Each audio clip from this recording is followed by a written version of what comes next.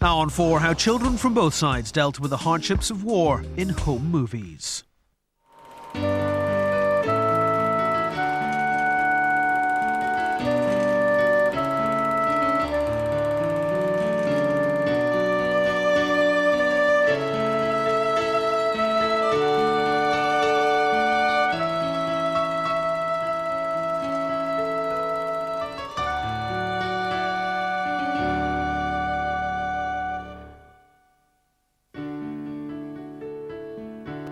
World War II was a citizens' war, the home front as important as the fronts on which military battles raged. This programme is about children in the home front, in Germany and the United Kingdom. It shows rare home movie films, many of them never before seen on television, and they tell the stories of children living through that war.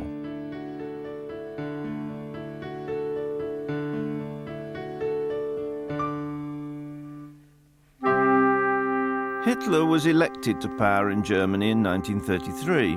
From then on, his National Socialist Party, the Nazis, expected the children to become involved with the Nazi Party. There were youth organisations for boys and girls, and thousands joined enthusiastically. Horst Schäfer joined Hitler Youth in 1935. Als Pimpf ist man ja nur 10 bis 14. You were in the children's section between the ages of 10 and 14. After that, you joined the Hitler Youth, and you became a bit more important. For example, you had to take exams, and if you passed, you were given a black tie. You wore it high round the neck, and it was very desirable.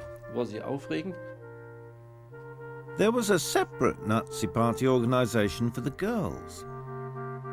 Das kann man sich nicht vorstellen, wenn da also die Mädchen auf einem Platz standen in Reihe. You can't imagine what it was like when the girls stood on parade, row upon row of them, all dressed in black skirts and white blouses and doing their Heil Hitlers. In der Vorstufe im JM hieß das, also Jungmädchenbund.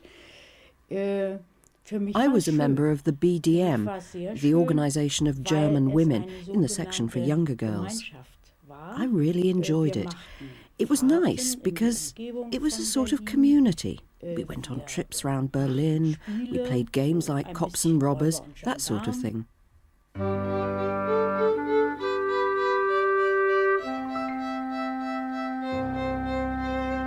Im Sommer machten wir eine Wehrertüchtigung. In the summer, we went on a military training course. We were drilled by young SS personnel. One day, a senior SS officer said to me, "We've been watching you. You're a real German boy. Wouldn't you like to join Hitler's elite unit?" So I said, "Certainly I want to join Hitler's elite unit and risk my life for my people, my Führer, my fatherland." Mein Leben einsetzen für Volk, Führer, Vaterland. Und als ich nach Hause kam, and when I got home, I said to my parents, "Just imagine, I've been found worthy to be allowed to take part in the elite unit of the Führer." And I can still see my father going chalk white in the face. He just slumped down into himself. And I thought, just look, this old man knows nothing about the new times. Weiß nichts von der neuen Zeit. The Nazis encouraged everyone to betray people who were opposed to the party. Die haben sich fein rausgehalten. Vielleicht wurden sie ein wenig vorsichtiger mit ihren Äußerungen. My parents kept well out of it. They didn't want to get involved with the Nazis, but they were a little more careful about what they said. Because thinking about it now, I can recall that children would tell even on their own parents. I remember one time my father made a joke about the Nazis at a small party, and someone said, "Be quiet or you'll end up in a concentration camp." I didn't know what that was, and I asked him. He said, "It's a place where antisocial people and criminals are sent."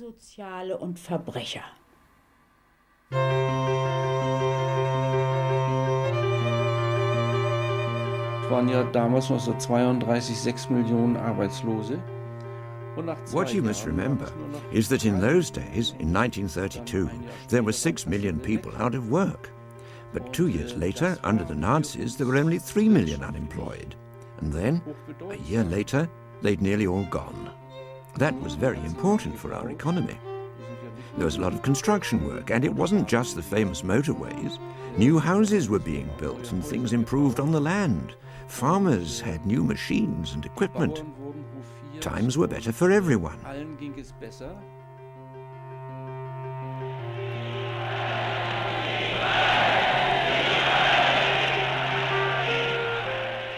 In those days, Hitler said quite openly, "We want to build up strong armed forces again. We want to build a Reich that is respected." That's why the Führer was greeted with jubilation.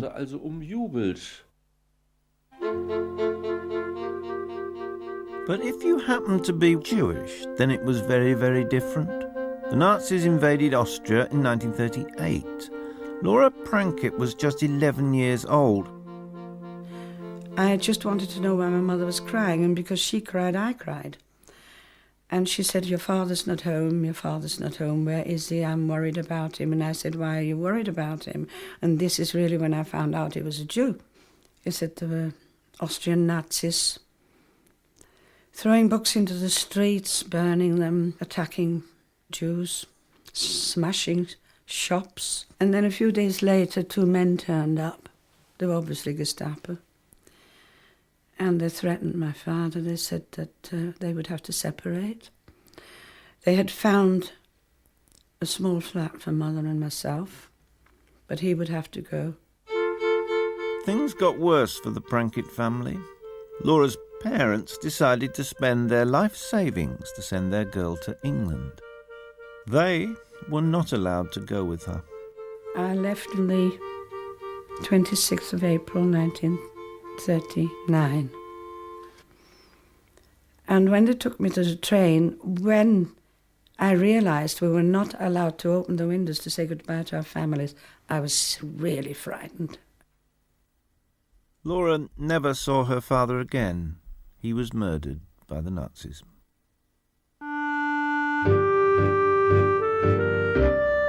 She arrived in England in the summer of 1939, just as millions of Britons were leaving the cities.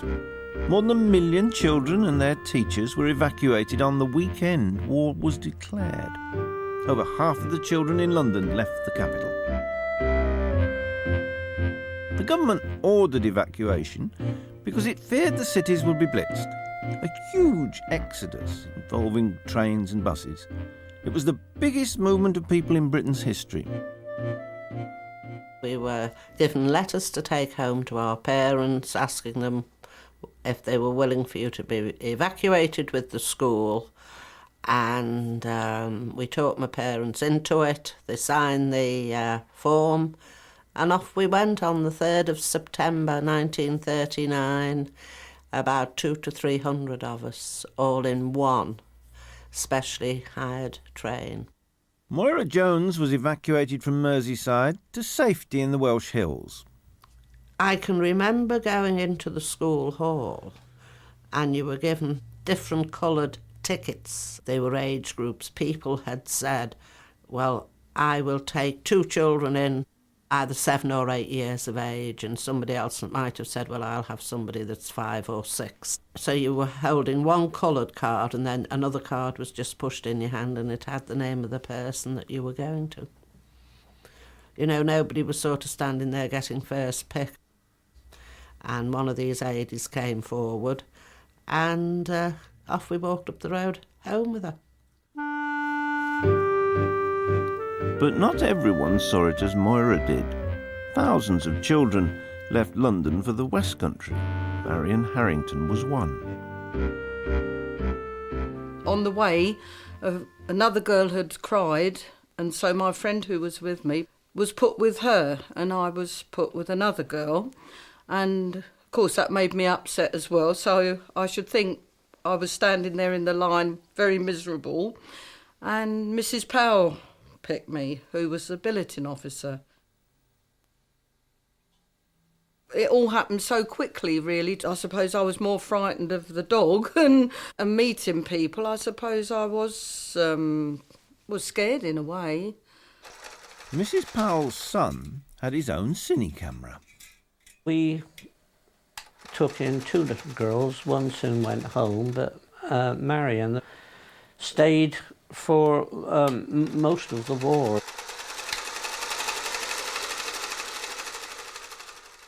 Watching this first Christmas, 1940 now, it's just a little family affair with mother, father, the dog, Marion the evacuee, and me when I was about 18, just before I was called up at 20.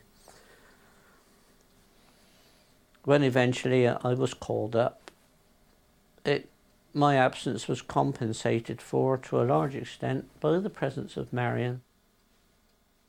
She was lovely. I used to sit on her lap and she'd give me a cuddle, and she used to say, "You're too affectionate," but perhaps that's what I was craving for from being away from home.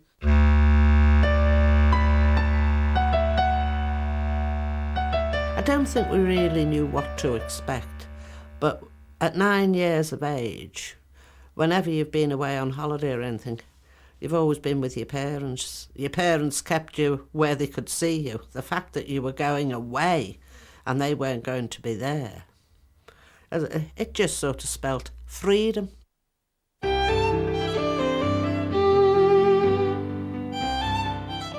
And so the war gave some children freedom in a way they'd never known before, though they still had to go to school. The government decided to keep all schools open, but in country areas, evacuees swelled the numbers and some schools were in chaos. Well, it was an old-fashioned country school. It had 6 teachers, so it wasn't small.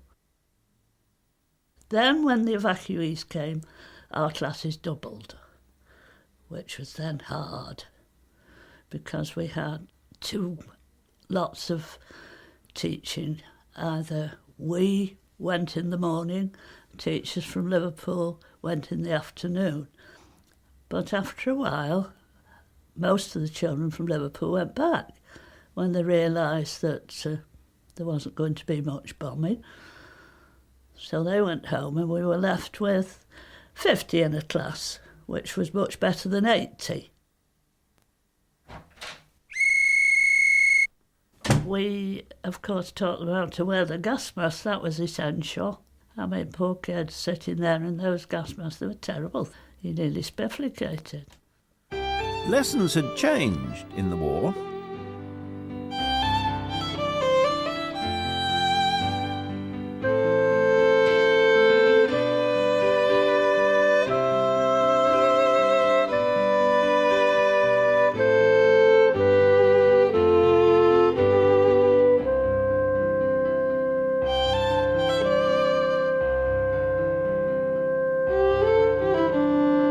We used to bandage kids up and pretend he'd been wounded, you see. It was like if a bomb had gone off in the school playground, you could, attend to them before, till some proper medical treatment arrived.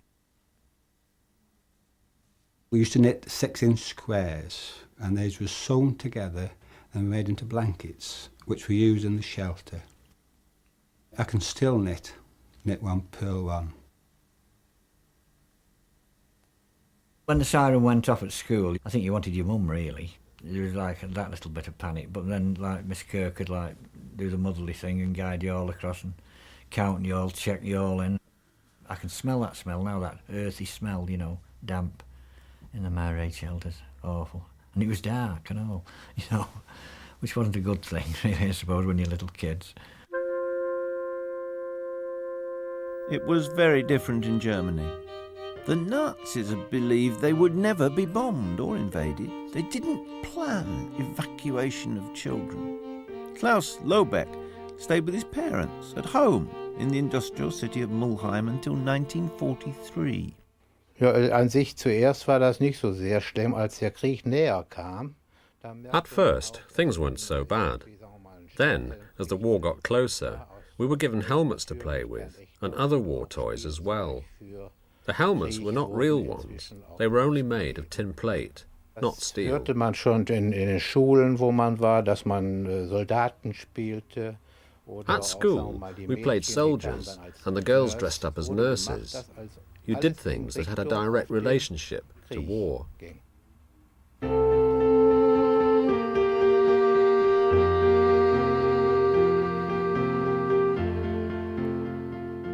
Ich bin ja in eine Schule gegangen. I went to a school where we were educated in the spirit of National Socialism. It was a grammar school for boys, so they only just tolerated the few girls who were there. I remember that when the boys played sport, subjects that were taught to toughen them up for fighting, we girls had to learn to cook. Mussten wir Mädchen kochen lernen. But for the thousands of Jewish children in Germany under the Nazis, life got just worse and worse. In 1935, the Nuremberg laws banned Jews from mixing with Germans. Jews were not allowed to go to German schools, so some went to separate schools for Jewish children. In 1933, the German schools began to get new syllabuses. Oh, they were dreadful, superficial Nazi syllabuses. I left a school like that and I went to a Jewish one in the Große Hamburger Straße in Berlin. Oh, it was a huge contrast. The school prepared us for emigration. We learned languages, German, English, French, Hebrew, Spanish in the afternoon. We didn't learn any science, biology or chemistry or physics, because you couldn't use them in foreign countries. The children were really trained for emigration all the time. The schools were like an oasis. All around there was persecution and bad things, and this school, well, it was like an island.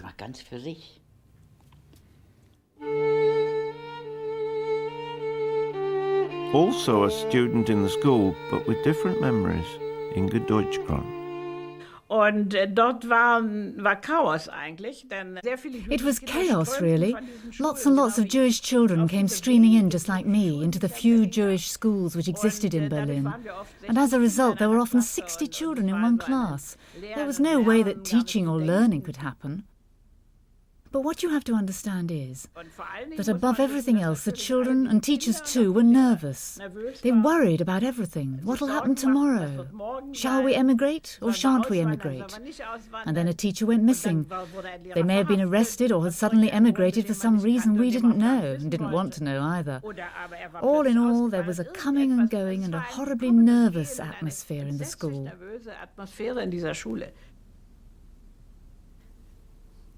There were only very few possibilities for emigration. Most countries, of course, didn't want to take us. You see, it was because we came as poor people. The Nazis didn't allow us to take anything out of the country. We weren't allowed to go into cinemas, we weren't allowed to go to concerts, we weren't allowed to dance, not even to go to a cafe. It wasn't even possible to meet someone. That was cancelled. Youth was cancelled. Gad Beck and Inge Deutschkron survived the war, but from Berlin alone, 55,000 Jewish adults and children were deported to concentration camps to be murdered by the Nazis.